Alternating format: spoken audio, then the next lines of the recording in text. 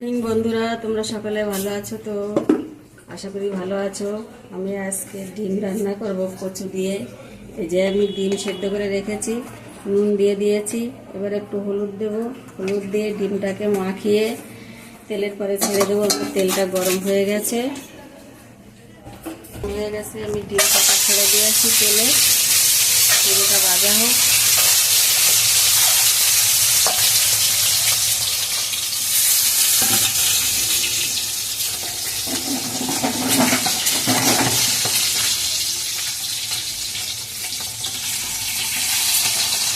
এদিকে আমার ভাতটা হয়ে গেল, প্রায় ভাতটা ফুটছে। আর আমি এই যে কচু আর এই আলু কেটে রেখেছি, কেটে সিদ্ধ করে রেখে দিয়েছি। আর এদিকে টমেটোগুলো কুচি করে রেখেছি। আর এদিকে একটু আদা বেটে রেখেছি। আর এই যে কাঁচা লঙ্কা, গরমে শুকনো লঙ্কা খেলে গ্যাস হয়ে যায়, ওই জন্য আমি কাঁচা লঙ্কা দিয়ে আমি বেশিরভাগ রান্না করি। বন্ধুরা, আমার ভাতটা ফুটছে, আমি এবার ভাতটা নামিয়ে দেবো। কত সুন্দর ফুটছে, ভাত হয়ে গেছে। এটা নামিয়ে দেবো। এটা ভাজা হয়ে গেছে লাল লাল করে। ডিমটা তুলে দিলাম। একটা ডিম আবার ফুলেও গেছে, হয়ে গেছে। আমি কচুটাকে একটু ভেজে নিই। কচুটা দিয়ে দিয়েছি। আমার তেলটা গরম হয়ে গেছে। আমি এবার দুটো তেজপাতা দিয়ে দিয়েছি। এবার জিরে দিয়ে দিলাম দুটো। এবার আমি আদাটা দিয়ে দিয়েছি। এই যে আদা বেটে রেখেছি, আদাটা দিয়ে দিলাম। ফুটছে তো, তাই আমি একটু হলুদ দিয়ে দেবো। হলুদ দিয়ে দিলে আর ফুটে না, এটা অনেকে জানে না। হলুদটা দিয়ে দিয়েছি। ফুটা বন্ধ হয়ে গেছে। একটু ভাজা ভাজা করে নিই। এবার টমেটোগুলো ছেড়ে দেবো। টমেটোগুলো ছেড়ে দিয়েছি। আদাটা কষানো হয়ে গেছে। আর এদিকে আমি আলুটা দিয়ে দিচ্ছি।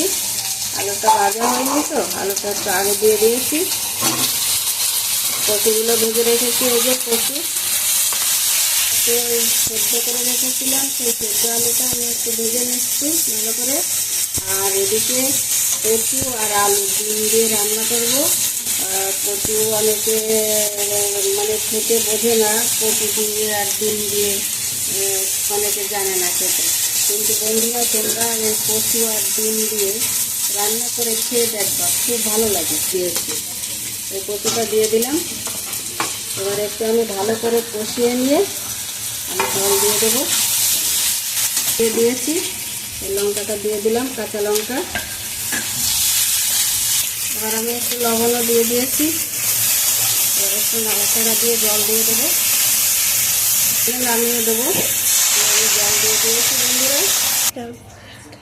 এবার আমি এই যে ডিমটা ভেজে রেখেছিলাম, ডিমটা ছেড়ে দিয়েছি ঝোলে। আমার ডিম দিয়ে দিয়েছি। এবার আমি একটু ঢাকা দিয়ে দেবো, ফুটে উঠবে। আমি এবার ঢাকা দিয়ে দিয়েছি, একটু ফুটে উঠুক, নামিয়ে দেবো। আমি এবার ঢাকনাটা তুলে দিয়েছি, কত সুন্দর ফুটছে। আমি এবার একটু গরম মশলার গুঁড়ো দিয়ে দেব। একটু গরম মশলার গুঁড়ো দিয়ে দিয়েছি।